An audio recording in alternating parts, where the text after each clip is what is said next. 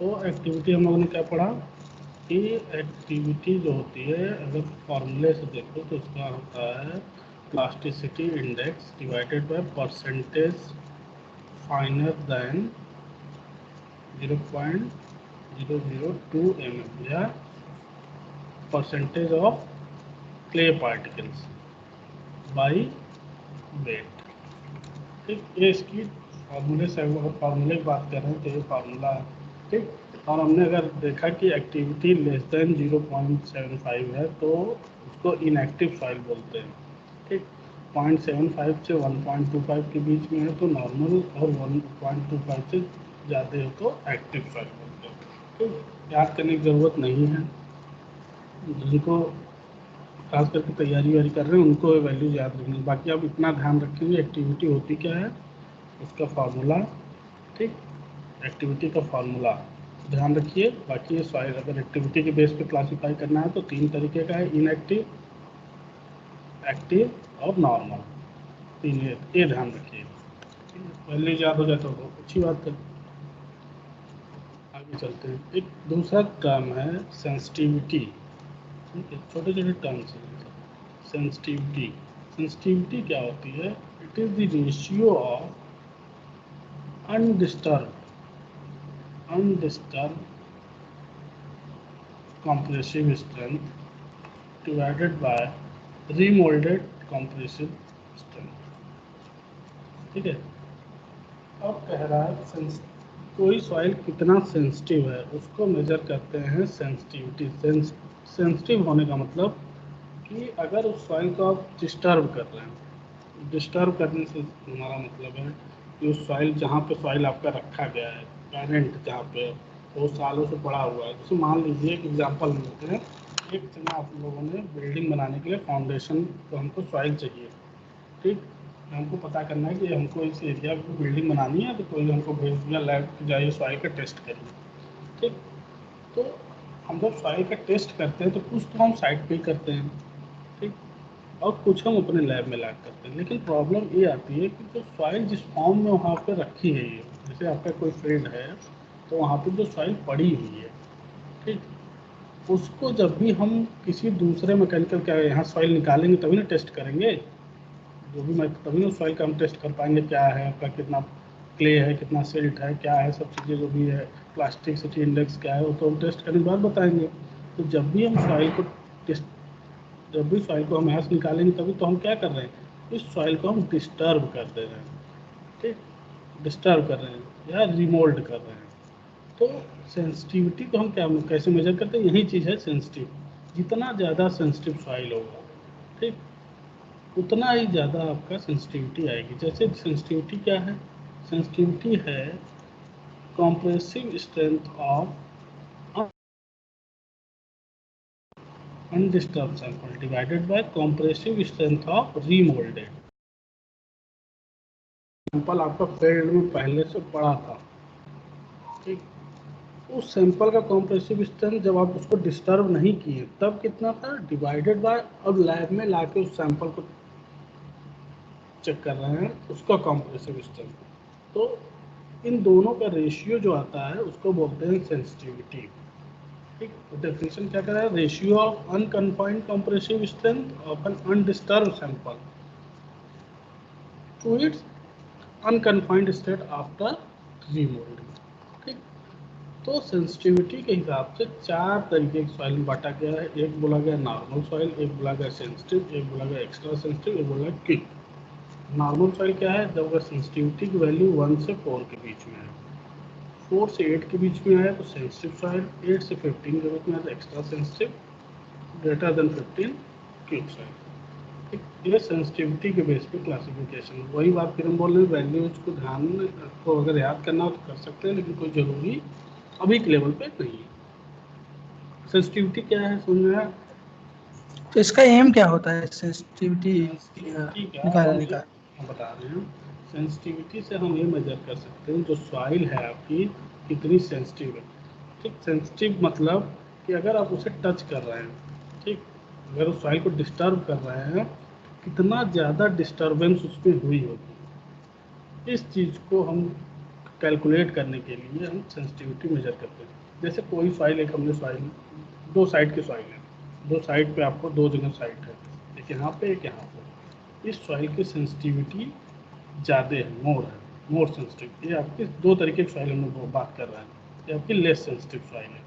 तो जो इस सॉइल से सैंपल लिए होंगे और जो इस सॉइल से लिए होंगे, इस सॉइल वाला लगभग आपका जो फील्ड में टेस्ट, जो फील्ड की प्रॉपर्टीज है वो लैब में भी देगी।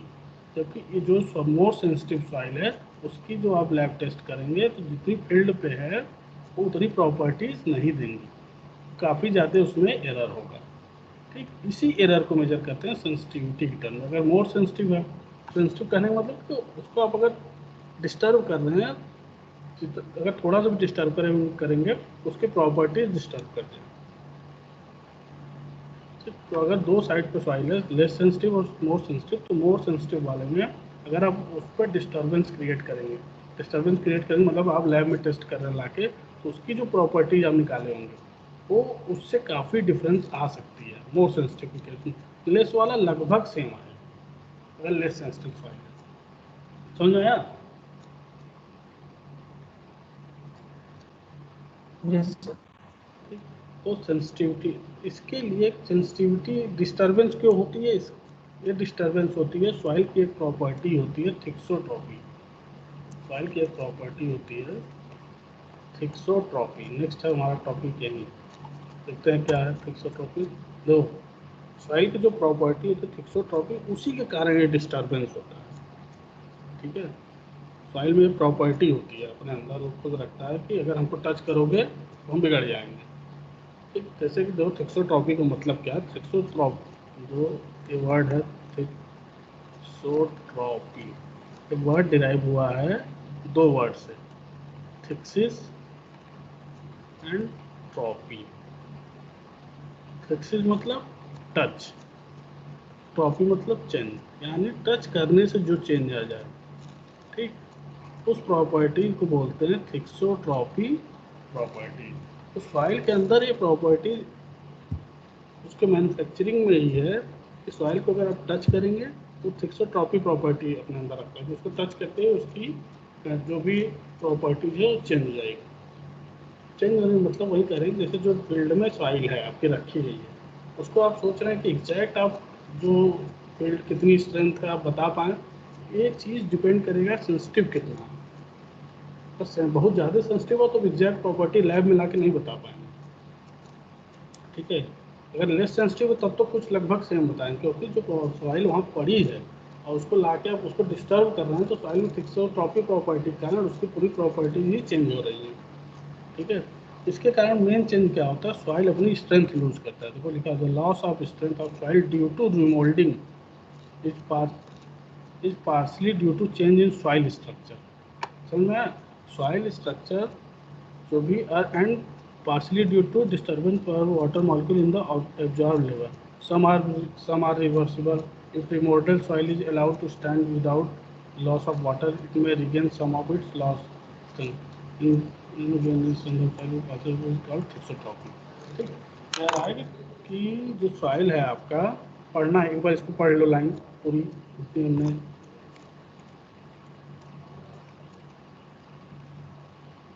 ठीक है, कह रहा है कुछ तो सॉइल हैं, ठीक, जो कि टच करने के बाद अपनी स्ट्रेंथ को लूज करती है, और कुछ सॉइल है जो टच करने के बाद अपनी स्ट्रेंथ को गेन भी कर सकती है। कुछ स्ट्रेंथ उसमें गेन भी हो सकता है। ये बात समझ में आ रही है? और इसी प्रॉपर्टीज को थिक्सोट्रॉपी बोलते हैं। अगर आप सॉइल को टच कर रहे हैं या इसका स्टेट उसमें डिस्टर्बेंस क्रिएट कर रहे हैं, तो कुछ ऐसे सॉइल हैं, ठीक, जिनकी स्ट्रेंथ लूज होती है, और इसका रिवर्सिबल प्रोसेस भी है कि अगर कुछ ऐसे सॉइल हैं जिनको डिस्टर्ब करेंगे तो स्ट्रेंथ गेन भी कर सकती है। इस पूरे दोनों प्रॉपर्टीज को बोलते हैं थिक्सोट्रॉपी। अब जैसे कुछ जो सॉइल है उसका एग्जांपल लेते हैं। जैसे आप समझिए, एक आप लोग ले लीजिए मिट्टी ले लीजिए, एकदम फाइन फाइन मिट्टी, सूखी मिट्टी लीजिए, ठीक, और उस सूखी मिट्टी को आप लेके कहीं रख दीजिए, उसको आपने डिस्टर्ब कर दिया, डिस्टर्ब करने के बाद कहीं पर रख दीजिए। अब कुछ समय बाद देखिए तो जो सूखी मिट्टी है वो क्या होता है? एटमॉस्फेयर से आपका क्या करता है, वाटर को एब्जॉर्ब करेगा। जो एटमॉस्फेयर में मॉइस्चर होगा उसको एब्जॉर्ब करके क्या करता है, अपने अंदर बॉन्ड बना लेता है। और वो स्ट्रेंथ, अभी तक वो जो आपकी पूरी मिट्टी फाइन थी, वो क्या होगा, अपने अंदर वाटर मॉलिक्यूल एब्जॉर्ब करके क्या हो जाएगा, कुछ स्ट्रेंथ प्रोवाइड करने लगा। तो क्या हुआ, गेन कर लिया। और वहीं आपका कि कहीं मिट्टी पड़ी थी, आपने उसे खोद के बाहर निकाल डाला, उसे ले लिया, ठीक। वो क्या हुआ, वहाँ स्ट्रेंथ थी, आपने ला के उसको लूज करा दिया। तो दोनों प्रॉपर्टीज हो रही है, आपने डिस्टर्ब किया, लूज भी किया, आपने डिस्टर्ब किया, गेन भी किया। तो दोनों प्रॉपर्टीज होती है इसमें, ठीक है। आ रहा है समझ में?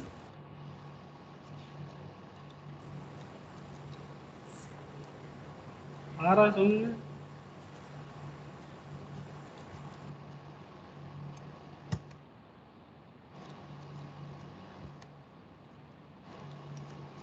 थिक्सोट्रॉपी समझ में? थिक्सोट्रॉपी ऐसी प्रॉपर्टी है सॉइल की जो सॉइल को टच करने से उसकी प्रॉपर्टी चेंज हो जाए। क्या डिस्टर्ब, टच करने मतलब डिस्टर्ब करना से। ठीक, थिक्सो वही बताना, दो वर्ड से मिला हुआ, थिक्सस एंड ट्रॉपी। थिक्सस मतलब टच, ट्रॉपी मतलब चेंज। एंड टच करने से, डिस्टर्ब करने से जो चेंज आया सॉइल में, ठीक। तो दोनों चीज़ें होती है, कभी कभी लॉस, स्ट्रेंथ की लॉस भी होती है, कभी कभी गेन भी हो जाता है।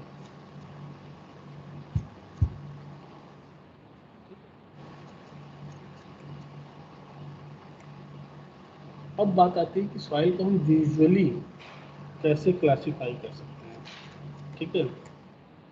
क्लासीफाई करने में तो उसकी फिजिकल कैरेक्टरिस्टिक्स को ध्यान में रखते हैं। जैसे अगर सैंड है, तो सैंड का जो भी पार्टिकल होता है, कोर्सर पार्टिकल, अगर आप उसे नेक आई से अपने देखेंगे तो आपको पहचान सकते हैं, सकने की हम बात कर रहे हैं कि वो सैंड है या ग्रेवल है। तो आप बड़े बड़े बोल्ड होंगे, आप साइज देख के बता सकते हैं सैंड है कि ग्रेवल है। इसी तरीके से सिल्ट, ठीक है। सिल्ट को कैसे पहचान कर सकते हैं, कि सिल्ट को आप क्या करिए, सूखने दीजिए। जब सिल्ट और क्ले में, देखिए सिल्ट और क्ले में आपको प्रॉब्लम होगी, क्योंकि दोनों की साइज 0.02 mm फाइन है, तो आपको नेक आई से आपको समझ में नहीं आया। सिल्ट अपने अंदर क्या रखता है, ठीक, अपने अंदर dry. Good afternoon sir. Hello hello sir, एक बात है। हेलो हाँ बताओ। हेलो सर, कोई भी बुक कर देगा सर? हाँ सर, अब सही है, अटेंडिंग बना दो। Thank you sir.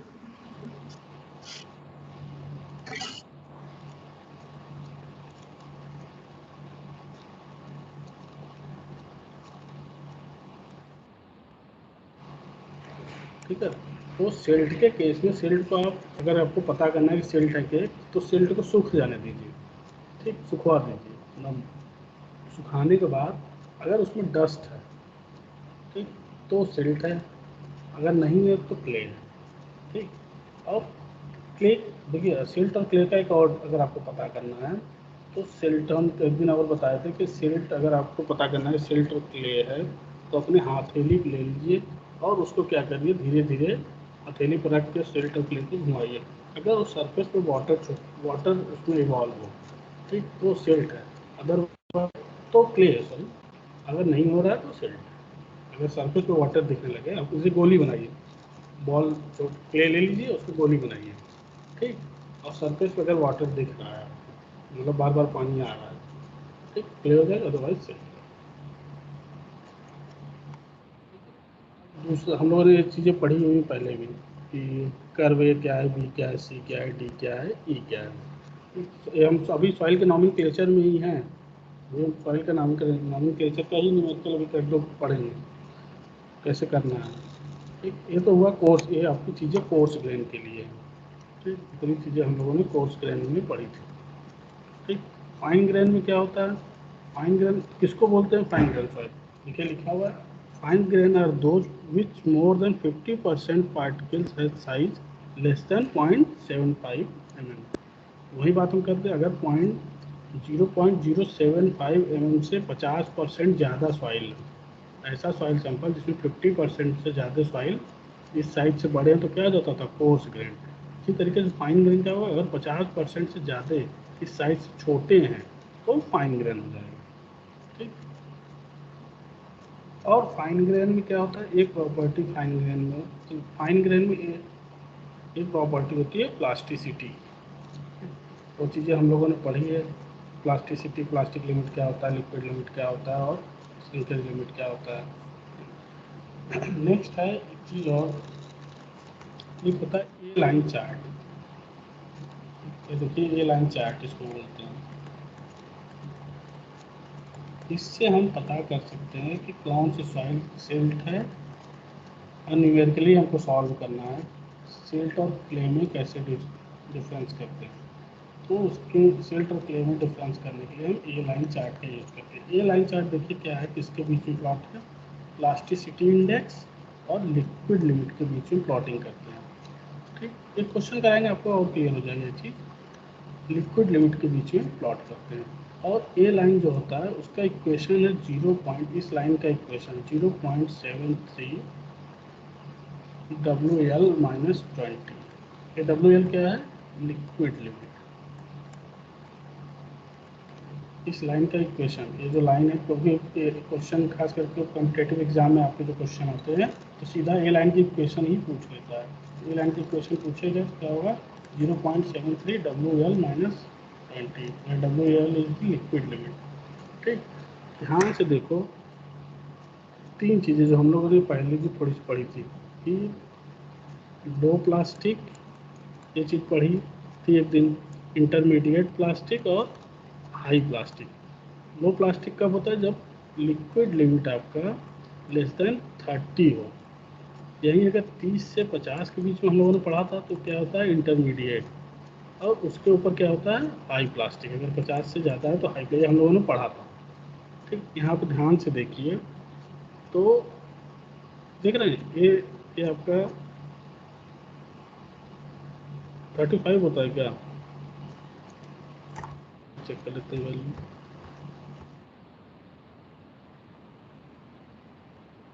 ये 35 है, सॉरी, पढ़ते नहीं बोलते नहीं हो, कुछ गलत सही कुछ भी।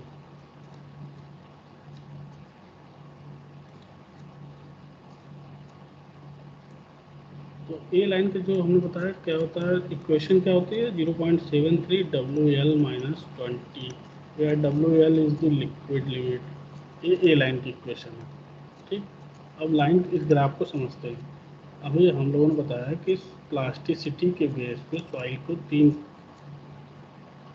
बेसिस पे, on the basis of liquid limit के हिसाब से, हम अगर लिक्विड लिमिट लेस देन 35% है तो उस सॉइल को बोलते हैं लो प्लास्टिक। 35 से, ये लोन पहले पढ़ा था, 35 से 50 के बीच में है तो इंटरमीडिएट प्लास्टिक, और अगर यही 50 से ज़्यादा है, ग्रेटर देन 50 है तो हाई प्लास्टिक। ये तीन चीज़ें हम लोगों ने पढ़ी थी। बस लो प्लास्टिक के लिए साइन एल यूज होता है, इंटरमीडिएट के लिए आई यूज होता है, या हाई के लिए एच यूज होता है। यहाँ पे देखिए तो एक 35 वाला है, 35 पे लाइन है। ठीक, एक लाइन यहाँ पे है 50 पे। ध्यान से देखिए, ये सारे सॉइल जो हैं ये हैं आई वाले, ये हैं एच वाले, ये हैं एल वाले।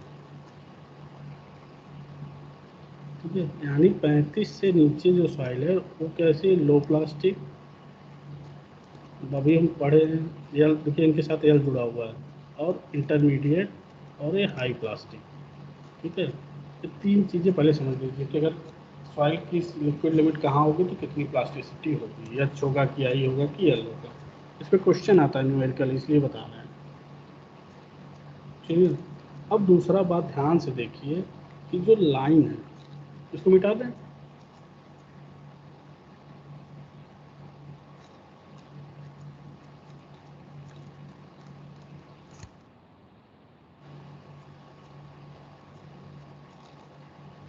मिटा दें, Yes, sir. ठीक है। देखिए अब एक बात तो क्लियर हो गई कि आई एल और एच तीन साइन कैसे देंगे। दूसरा, ध्यान से कर्व को देखिए, कर्व को ध्यान से देखने पर हमको क्या मिलता है कि लाइन के ऊपर इस लाइन के ऊपर क्या है, क्ले, और इस लाइन के नीचे क्या है, सिल्ट, यम। सिल्ट को हम लोग यम से डिनोट करते हैं, क्ले को सी से। ठीक, देखिए ClClCH इस लाइन के ऊपर ही दिखाया है, लेकिन लाइन के नीचे क्या है, MH, और देखिए सिल्ट में ही हम और या OH ऑर्गेनिक सॉइल और लिखा हुआ है। ठीक, तो ऑर्गेनिक भी इसी रेंज में है, सिल्ट या ऑर्गेनिक, ओ इसी रेंज में आ रहा है। यानी लाइन के ऊपर क्ले होता है बस, और लाइन के नीचे क्या होता है, ऑर्गेनिक और सिल्ट का बात आती है। दूसरा ध्यान से देखिए यहाँ पे, ठीक, तो इस रेंज में यानी अगर लिक्विड लिमिट लेस देन 20 है, ठीक, तब दूसरा हिसाब किताब लगेगा। तब क्या लगेगा, लेस देन 20 अगर उसका प्लास्टिसिटी इंडेक्स 7 से 4 के बीच में है, ये देखते हैं 7 to 4, 4 से 7 के बीच में है, तो उस केस में सॉइल जो होगा वो सिल्ट भी हो सकता है और क्ले भी हो सकता है, या दोनों हो सकता है प्लस। ये Cl एंड Ml देखिए दोनों लिखा हुआ है, होगा तो लो प्लास्टिक, समझे। लेकिन इस रेंज में सॉइल आपकी, तो प्लास्टिसिटी इंडेक्स कितने, 4 और 7 के बीच में होगा, सॉइल दोनों होता है। ठीक, और यहीं अगर 4 से नीचे है तो क्या है, सिल्ट है, 7 से ऊपर है तो क्या है, क्ले है। इस चीज़ को थोड़ा ध्यान रखना है। पहला तो लाइन के अगर बात करें एवब, तो लाइन के एवब क्या होता है, क्ले, इतना ध्यान रखना है। लाइन के बिलो क्या रखना है, सिल्ट, मैक्सिमम सिल्ट होता है या ऑर्गेनिक सॉइल। ठीक, ये दो चीज़ें ध्यान रखनी है। एक चीज़ प्लस इसमें करके और क्या ध्यान रखना है, कि अगर 4 से 7 के बीच में प्लास्टिसिटी इंडेक्स है तो दोनों सॉइल है। बाकी आप इतना थोड़ा सा और ध्यान हो जाएगा खुद, 4 के नीचे होगा तो सिल्ट होगा, और 4 के ऊपर होगा तो प्ले होगा, 7 के ऊपर होगा तो प्ले होगा। इन अगर इस रेंज में प्लास्टिसिटी इंडेक्स दिया है तो दोनों फाइल हो सकते हैं। ठीक, अब बात आती है कि हम कैसे पता करेंगे कौन सा फाइल उसके ऊपर है, कौन सा फाइल इसके नीचे है। तो कोई बता सकता है कैसे पता कर सकते हैं।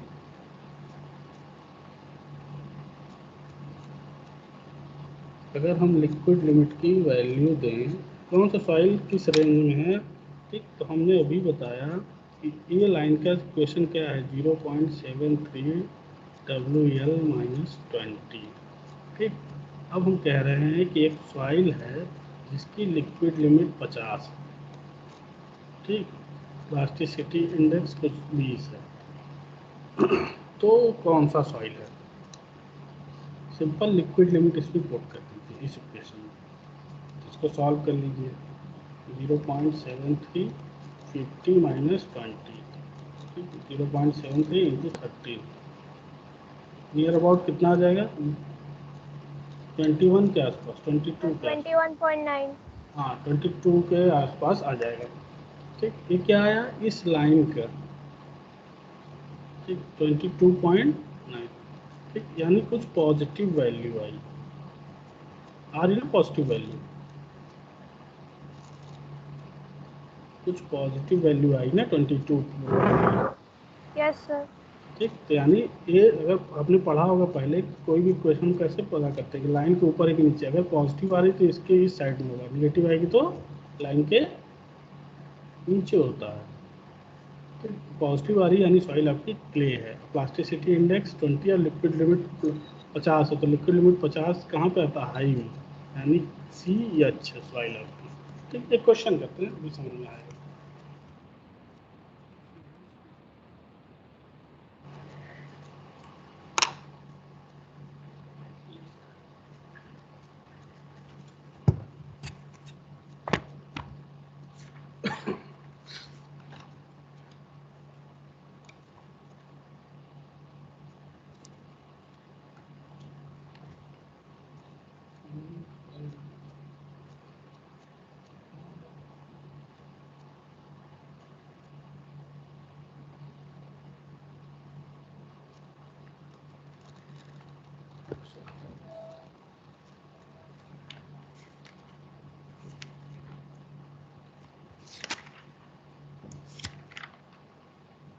ठीक है, क्वेश्चन नोट करिए।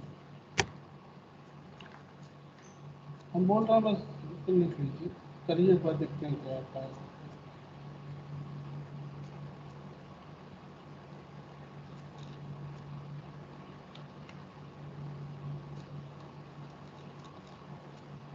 ठीक है, क्वेश्चन है बोले question.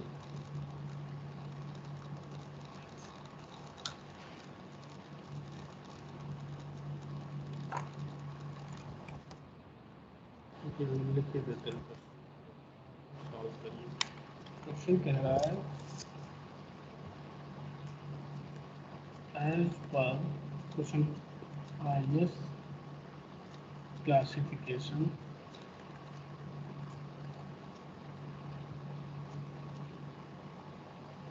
a soil sample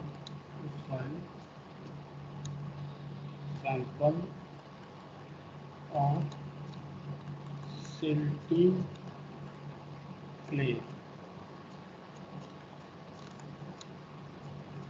with liquid limit 40% and plasticity index 28%. Then what is the name of solve करिए।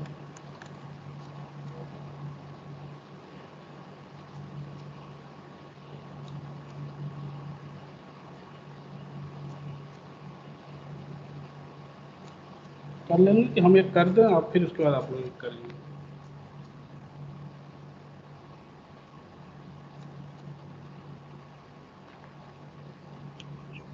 सर एक कर दीजिए फिर। ठीक है, क्वेश्चन कह रहा है कि एक सॉइल है जिसकी लिक्विड लिमिट 40% है और प्लास्टिसिटी इंडेक्स 28% है। Then what is the name of the soil, soil क्या है? ठीक, तो हमको पता है कि दिया हुआ है प्लास्टिसिटी इंडेक्स यानी IP ऑफ सॉइल कितना है, 28%। दूसरा आप काम पहला करेंगे, IP plasticity index of A line, तो इसका एक क्वेश्चन, ए लाइन का एक क्वेश्चन, तो बताएं 0.73 WL-20 ये होता है। ठीक, अब 0.73 WL-20, तो लिक्विड लिमिट भी दिया हुआ है, लिक्विड लिमिट कितना दिया, 40 - 20, इसको सॉल्व कर लीजिए, कितना आ जाएगा 8.76%। और यहाँ पे आप क्या देख रहे हैं, plasticity index of soil is greater than plasticity index of A line, है ना। ये 28% आया है और ये कितना है 8.76%, ज़्यादा आया है। यानी सॉइल की प्लास्टिसिटी इंडेक्स ए लाइन से ज़्यादा है, तो सॉइल कौन सी हो गई, तो हम बोले ना ज़्यादा वैल्यू, सॉइल कौन सी हो गई, क्ले। तो पहला साइन हमको मिल गया C। अब बात आती है कि सॉइल प्लास्ट एच है कि आई है कि या यानी लो प्लास्टिक है कि इंटरमीडिएट या हाई प्लास्टिक, इसके लिए क्या यूज़ करेंगे, इसके लिए यूज़ करेंगे लिक्विड लिमिट की वैल्यू। ठीक, लिक्विड लिमिट की वैल्यू कितनी है, 40%। और आपको पता है कि 35 से अगर 50 के बीच में होता है तो क्या सॉइल होता है, इंटरमीडिएट। तो हेंस सॉइल इज, जो आपका आंसर हो जाएगा क्या, CI, यानी क्ले है और इंटरमीडिएट सॉइल। समझ में आया कैसे करना है?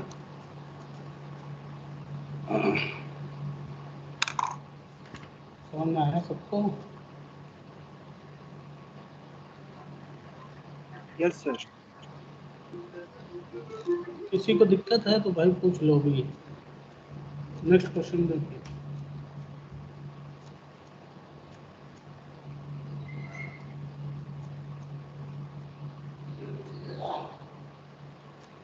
आपको एक हमने सॉइल का दिया हुआ ए लाइन का निकाल लीजिए, फिर देख लीजिए कौन ज़्यादा है, अगर कम आया तो नीचे हो गया, ज़्यादा आया तो ऊपर हो गया।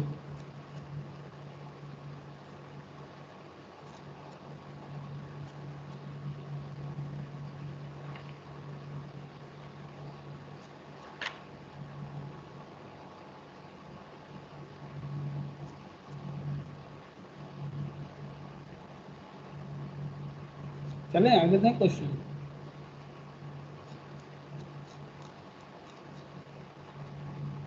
Yes sir.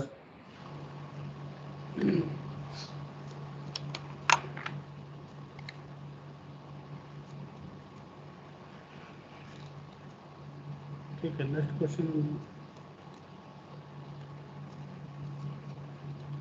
लिखते रहें।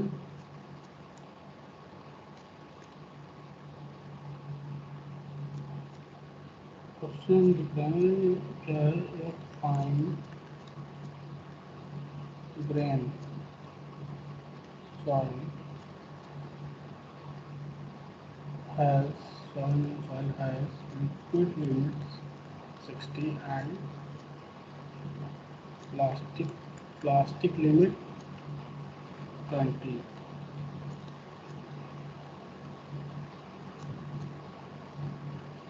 Plastic limit 20. Determine the type of soil. बताइए। कह रहा है कि एक सॉइल है जिसकी लिक्विड लिमिट 60 है और प्लास्टिक लिमिट 20 है, तो सॉइल को सिंबल ये टाइप ऑफ सॉइल बताइए।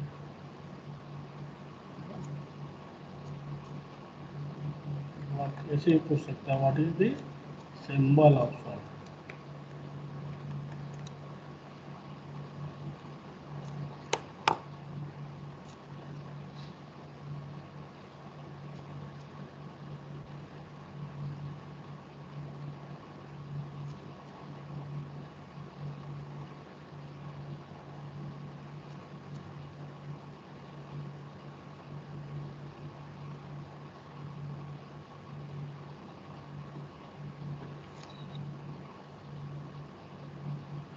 कर रहे हो कि नहीं तुम लोग? नाम कहानी नहीं चल रही है।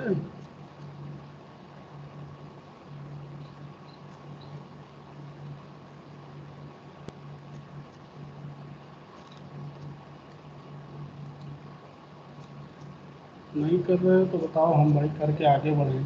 हमारा समय मत बर्बाद करो। कर रहे हो तो भाई ढूंढो। CH. CH सही लग रहा है। और लोग बताएं और आंसर। यहाँ तक ये सही है। CH हो गया। H तो होगा, बाकी C। हाँ C यस आ रहा है सबका आई है C। सर वो 60। Yes sir yes sir. तो H तो सीधा क्लियर हो गया ना। Sir CH। हाँ, सॉइल जो यस सर आंसर H है, तो 60 दिया है तो। आंसर CH है।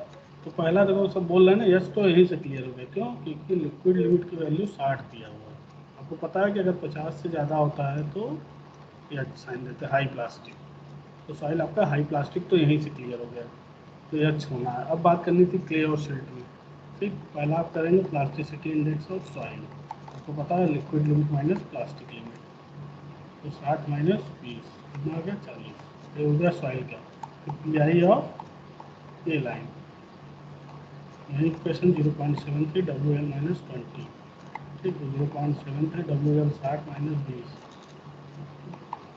0.73 इंटू 40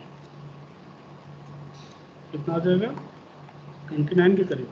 29.2. हाँ, 29 करीब आ जाएगा।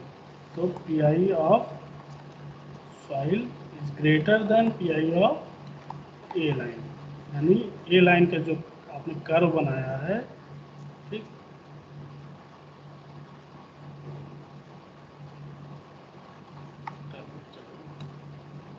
ए लाइन का जो आपने कर्व बनाया है, उसकी कितनी आ रही है? 29। और जो सॉइल की है उसकी कितनी है? 40। तो सॉइल आपके ऊपर है, यानी क्या है? क्ले। ठीक, तो साइन क्या हो जाएगा? CH। अब समझा रहे हैं क्वेश्चन कैसे करने हैं।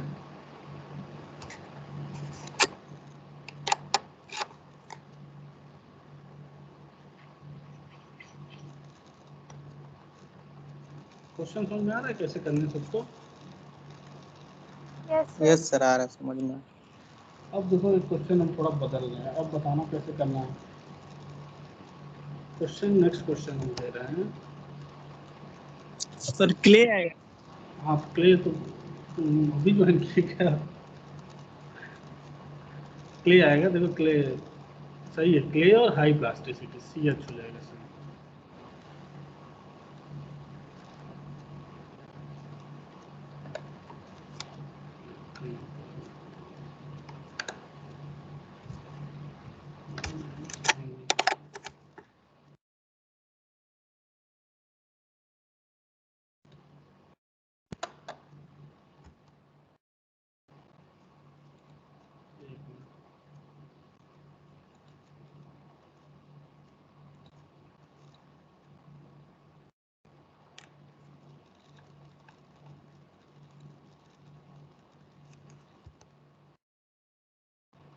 ठीक है, एक क्वेश्चन, एक नेक्स्ट क्वेश्चन एक और नोट करिए।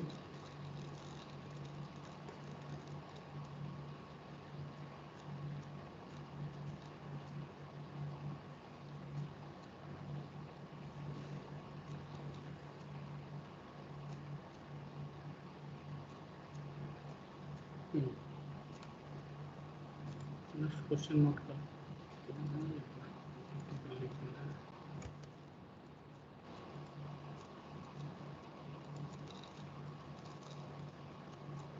पीपीटी विजुअल है?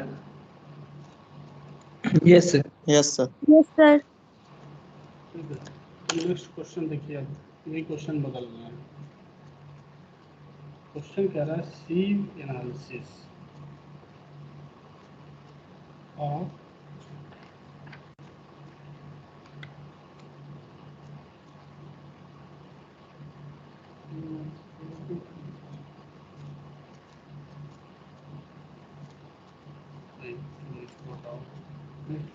क्वेश्चन है कि in a laboratory in a lab test following observation are made.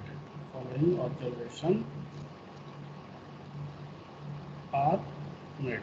क्या क्या हमको ऑब्जर्वेशन मिला कि percentage finer than 4.75 mm is 60, percentage finer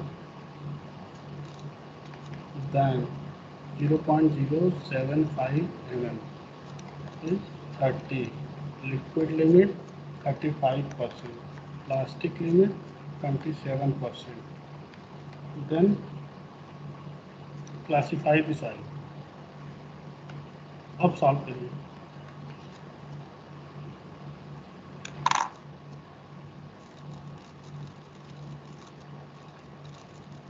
अभी क्वेश्चन है आपके सामने।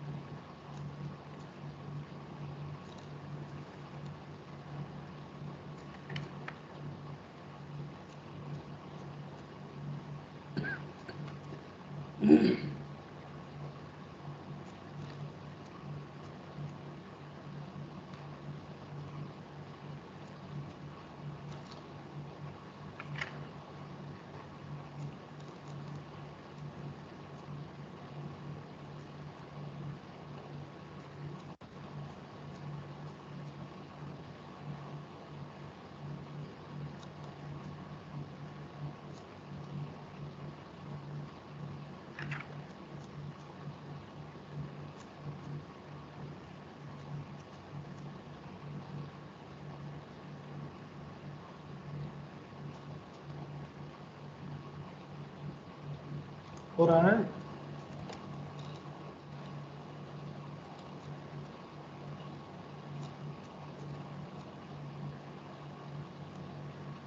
हो रहा है सबका? यस सर कर रहे हैं। बताओ।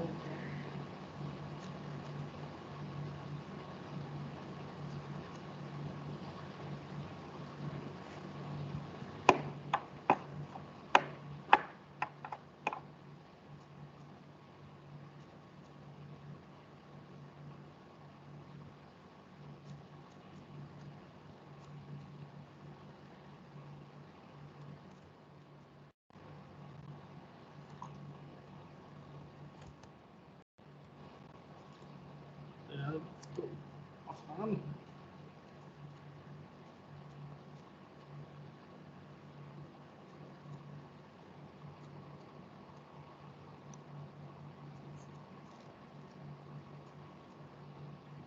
बताइए आंसर।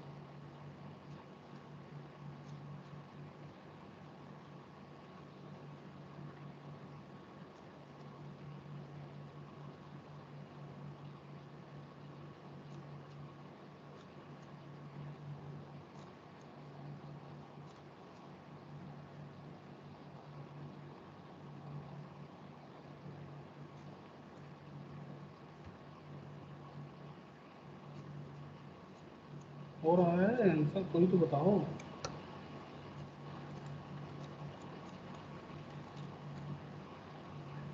सर सिल्ट है। और sir SM। S M. S का साइन समझ रहे हो ना क्या है? दोनों साइन बताओ। यस एम बोल रहे हो, और कौन? और बताओ। सर लो लो लो प्लास्टिसिटी है इसमें। सिल्ट की यस सर। यानी एमएल। Yes sir. और कोई आंसर बताए?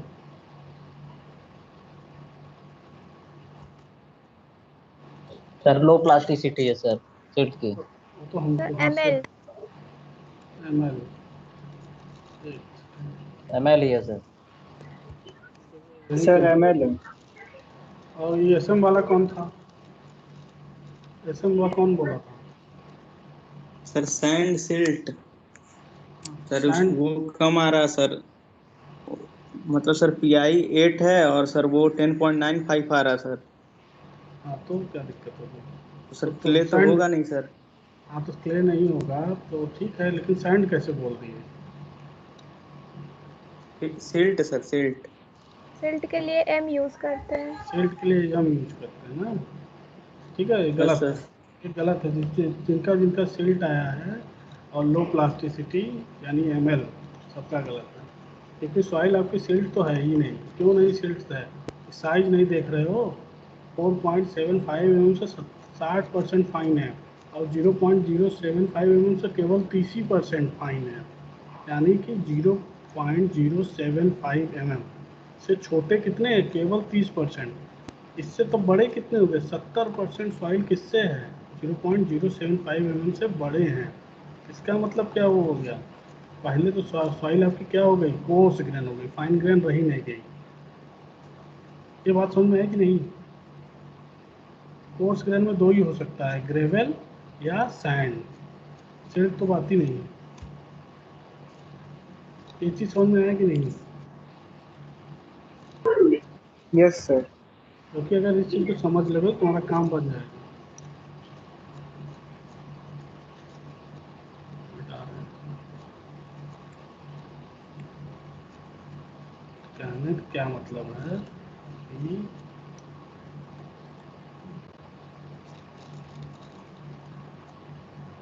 कि सॉइल हमने पहले ही बताया ना कि अगर 0.075 mm से ग्रेटर देन 50% अगर सॉइल इस साइज से बड़े हैं तब तो कोर्स ग्रेन होगा। और इससे छोटे अगर 50% इससे छोटे हैं तो क्या होगा? फाइन ग्रेन होगा। यहाँ पे आप देखिए, ये 0.075 mm वाली जो बाउंड्री है उससे कितने फाइनर देन इस साइड से, यानी 30% ही सॉइल इससे छोटे हैं। तो 70% तो इससे बड़े हुए ना। जब इससे बड़े हो गए हैं इसका मतलब क्या है? सॉइल आपकी क्या है? कोर्स ग्रेन है। सर अगर दोनों 50-50 हो जाए तो सर। तब उसके आगे बात करेंगे ना, तो और भी प्रॉपर्टीज देखेंगे। प्लास्टिसिटी है तो क्ले वाले में जाएगा, और अगर कोर्स ग्रेन फाइन ग्रेन ऐसे है तो और प्लास्टिसिटी है तो फाइन ग्रेन में जाएगा, कोर्स ग्रेन फाइन है तो कोर्स ग्रेन में जाएगा। वो अलग चीज़ है। फिलहाल यहाँ पे तो क्लियर है। 50% वाले में दोनों चीज़ें, उसके आगे एक चीज़ उस पर भी क्वेश्चन करा देंगे। ठीक, अभी फिलहाल समझो कि 30% इससे छोटे हैं, यानी 70% तो बड़े हो गए ना।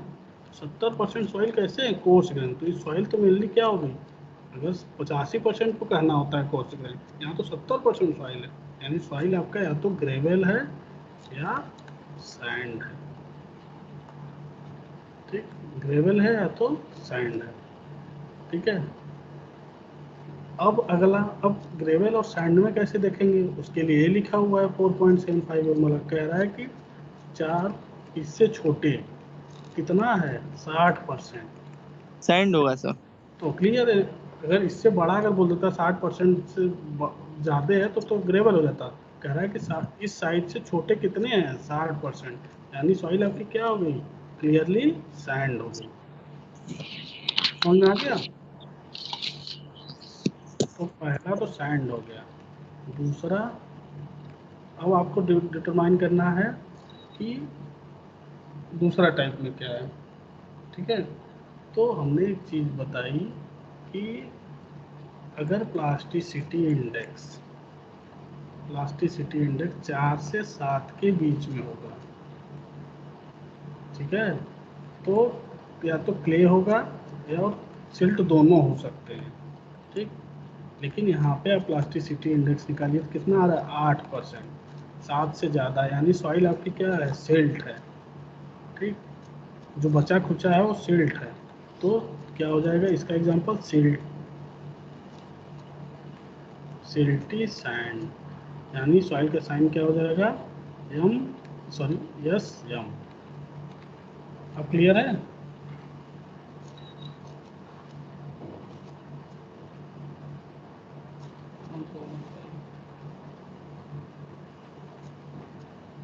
क्लियर है सबको? Yes, समझ में आया ना कैसे sir. Question, yes sir. कैसे क्वेश्चन करने समझ में आ गया?